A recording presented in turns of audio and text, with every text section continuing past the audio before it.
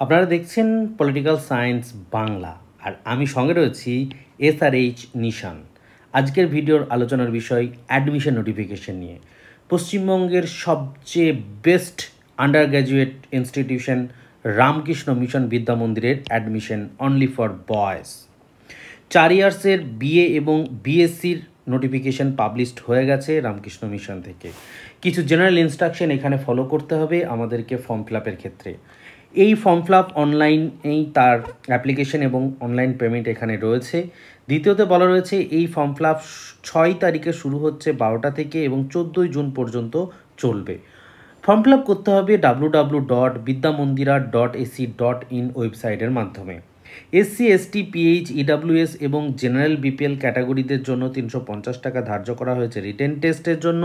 OBC A এবং OBC Bদের জন্য 400 টাকা, আর 450 টাকা ধার্য করা হয়েছে সমস্ত জেনারেল ক্যাটাগরি ছেলেমেয়েদের জন্য। একজন ক্যান্ডিডেট একাধিক সাবজেক্টে অ্যাপ্লিকেশন করতে পারবে সে বিষয়ে এখানে মেনশন করা রয়েছে। বলা রয়েছে সমস্ত ইনস্ট্রাকশন কেয়ারফুলি দেখার পরেই ফর্মটা ফিল আপ করার জন্য। যে সমস্ত ছাত্ররা ফর্ম ফিল আপ করবে তাদের প্রিভিয়াস ইয়ারের কোশ্চেনের এক্সপিরিয়েন্স নেওয়ার জন্য www.vidyamandira.ac.in গিয়ে প্রিভিয়াস ইয়ারের কোশ্চেন দেখার ক্ষেত্রে এখানে অপশান দেওয়া রয়েছে। এখানে 8 নম্বরে বলা রয়েছে শুধুমাত্র 2024 এবং 2023 সালে উচ্চ মাধ্যমিক পাশ করা পরীক্ষার্থীরাই এই অ্যাপ্লিকেশন করতে পারবে। 9 নম্বরে বলা রয়েছে যদি কেউ তার এলিজিবিলিটি ক্রাইটেরিয়া ঠিকঠাক করে দেখাতে না পারে তাহলে তার ওই অ্যাডমিশন ক্যান্সেল হয়ে যেতে পারে। 10 নম্বরে বলা রয়েছে যে সমস্ত ক্যান্ডিডেটরা রিটেন টেস্টের জন্য সিলেক্ট হবে তাদেরকে তাদের marksheet, admit card, copy of online payment receipt সেই দিনকে দিতে হবে। 11 নম্বরে বলা রয়েছে candidate must pay the admission charge. যদি সে অ্যাডমিশন হোস্টেল নিতে চায় তাহলে তাকে হোস্টেলের অ্যাডমিশন চার্জ কিন্তু দিতে হবে। 12 নম্বরে বলা রয়েছে যদি হোস্টেল নেওয়ার ক্ষেত্রে কোনো রকম ডেট রিউজ অর্থাৎ কেউ ডেট মিস করে যায় এবং পরে গিয়ে সে সেই বিষয়টি নিয়ে অ্যাপ্লিকেশন করে তাহলে সেটা অবশ্যই প্রিন্সিপাল মহারাজের কাছে গিয়েই সেই বিষয়ে স্পেসিফিক আবেদনের মাধ্যমে সেটিকে ফুলফিল করতে হবে।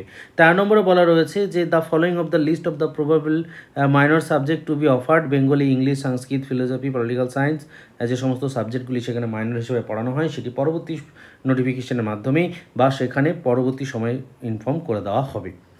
Important point to be note, এখানে কয়েকটি বিষয় উল্লেখ রয়েছে। যদি অ্যাডমিশন সংক্রান্ত কোনো ধরনের কোয়ারিজ থাকে তাহলে সেক্ষেত্রে ফোন করতে বারণ বলা রয়েছে। No query will be entertain over the phone. ফোনের মাধ্যমে কোনো কোয়ারিজ করা যাবে না।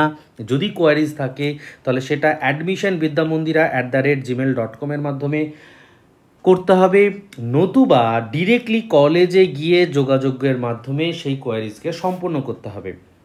3 নম্বরে বলা রয়েছে result of the intern test যেটি হবে তার রেজাল্ট পাবলিশ করা হবে ওয়েবসাইটে এবং কলেজ বোর্ডের মাধ্যমে। 4 নম্বরে বলা রয়েছে the college authority will not be responsible for any web failure. যদি কোনো কারণবশত ওয়েব ফেলিওর কাজ না করে অর্থাৎ ওয়েবসাইটের মাধ্যমে রেজাল্ট না দেখা যায় তাহলে সেখানে ইউজ করতে হবে কলেজ নোটিশ বোর্ড। 5 নম্বরে বলা হয়েছে college authority will not able to change the date and time of any entrance test or viva.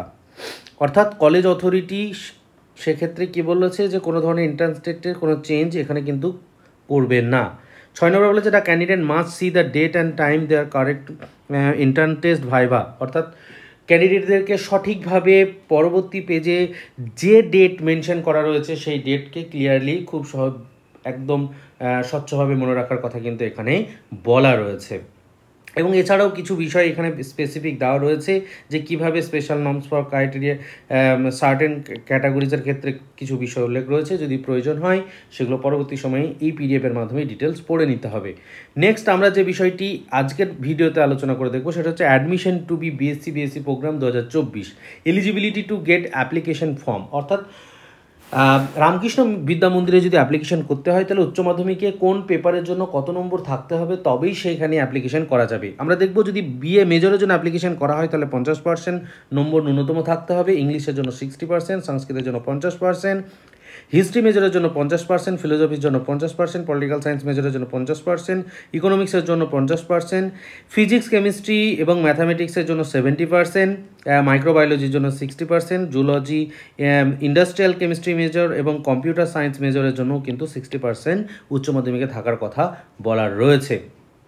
এরপরে যদি আমরা দেখি তাহলে দেখব যে details of the admission test for the different major, অর্থাৎ যে সমস্ত মেজর সাবজেক্টের জন্য স্টুডেন্টরা অ্যাপ্লিকেশন করবে তাদের কী ধরনের রিটেন টেস্ট হবে এবং কাদের কোন কোন সাবজেক্টের ভাইভা থাকবে সেখানে এখানে ডিটেলস বলা রয়েছে। আমরা যদি দেখি যে ইংলিশের ক্ষেত্রে, তাহলে ইংলিশে বলা রয়েছে যে রিটেন এক্সাম হবে 30 মার্কসের জন্য, ভাইভা হবে 20 মার্কসের জন্য। বাংলার ক্ষেত্রে এখানে শুধুমাত্র বলা রয়েছে যে রিটেন টেস্ট হবে 30 মার্কসের জন্য, টোটাল সিট কিন্তু এখানে বলা রয়েছে 10, অর্থাৎ ইংলিশের ক্ষেত্রেও 10, ইংলিশের ক্ষেত্রেও টোটাল সিট হচ্ছে কিন্তু এখানে 10। বেঙ্গলির ক্ষেত্রে যদি আমরা দেখি তাহলে candidate will be test simple Bengali composition, essay writing, amplification and substance রাইটিংয়ের ক্ষেত্রে গুরুত্ব দিতে হবে, সেখানে 30 নম্বর কিন্তু এখানে থাকবে। সংস্কৃতের ক্ষেত্রে আমরা দেখছি রিটেন টেস্ট থাকবে 30 নম্বরের এবং ভাইভা থাকবে 20 নম্বরের, অর্থাৎ টোটাল 50 মার্কসের পরীক্ষা হবে। এখানেও টোটাল সিট সংখ্যা হচ্ছে 10।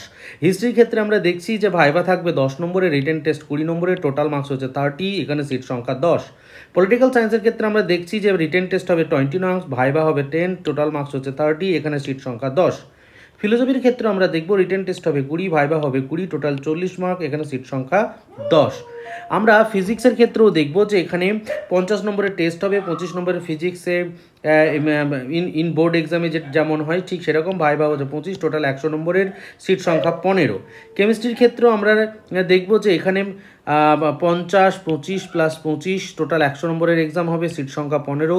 ম্যাথামেটিক্সের ক্ষেত্রে সিট সংখ্যা 12, এখানেও 100 নম্বরের পরীক্ষা হবে। মাইক্রোবায়োলজির ক্ষেত্রেও আমরা দেখব যে এখানে number of question 25, type of question MCQ question হবে সেখানে এখানে বলা রয়েছে, এবং এক্ষেত্রে মাইক্রোবায়োলজির ক্ষেত্রেও সিট সংখ্যা কিন্তু 12ই রয়েছে।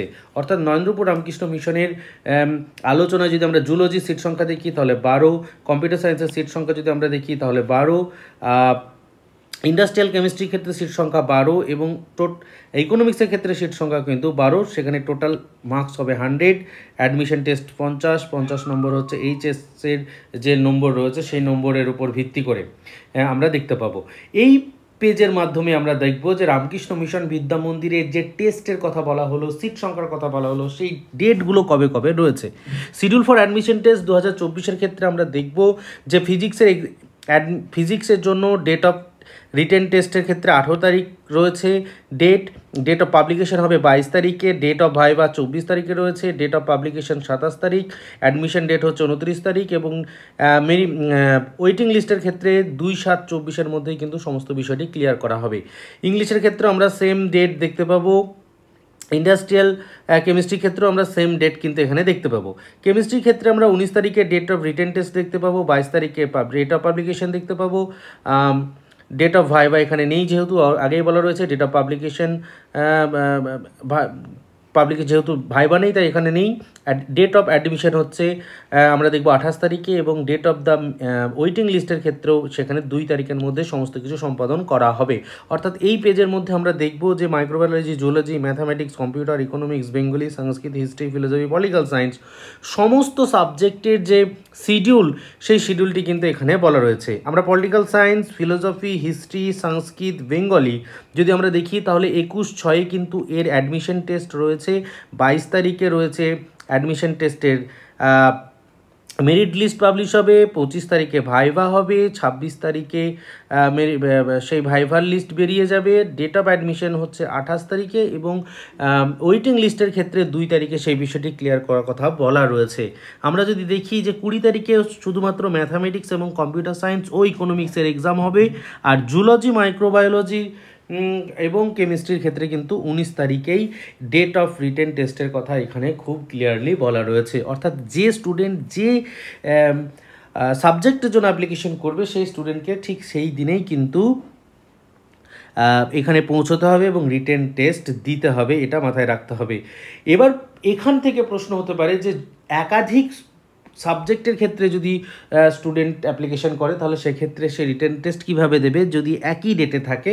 খেয়াল করে দেখলে আমরা দেখব যে বাংলা, সংস্কৃত, হিস্ট্রি, ফিলোসফি, পলিটিক্যাল সায়েন্স 21 তারিখে থাকলেও টাইমগুলো কিন্তু আলাদা আলাদা। বাংলার ক্ষেত্রে টাইম 11টা থেকে 12টা, সংস্কৃতের ক্ষেত্রে টাইম 12:30 থেকে 1:30, হিস্ট্রির ক্ষেত্রে 1:40 থেকে 2:20, ফিলোসফির ক্ষেত্রে 2:30 থেকে 3:10, আর পলিটিক্যাল সায়েন্সের ক্ষেত্রে 3:20 to 4টে। অর্থাৎ কোনো স্টুডেন্ট যদি হিস্ট্রি এবং পলিটিক্যাল সায়েন্সে অ্যাপ্লিকেশন করে তাহলে তার টাইম একই রয়েছে। সংস্কৃত ফিলোসফি বা বেঙ্গলি সংস্কৃত, হিস্ট্রি যে কোনো সাবজেক্টে সে অ্যাপ্লিকেশন করলে তার টাইম ডেট একই হলেও টাইম কিন্তু আলাদা আলাদা, অর্থাৎ রিটেন টেস্টে টাইম কিন্তু আলাদা আলাদাই রয়েছে। ফলে এখানে কোনো সমস্যা হওয়ার কথা নয়। রামকৃষ্ণ মিশন বিদ্যা মন্দিরে যারা আগ্রহী সকলে হয়তো সিট সুযোগ পাবে না, কিন্তু যারা আগ্রহী তারা অ্যাডমিশন টেস্টের মাধ্যমে এই সুযোগ কোনোভাবে হাতছাড়া করলে চলবে না। ভিডিওটি ভালো লাগলে অবশ্যই লাইক, কমেন্ট এবং শেয়ার করুন এবং চ্যানেলটিকে এগিয়ে যেতে সাহায্য করুন। সুস্থ থাকুন, ভালো থাকুন, ধন্যবাদ।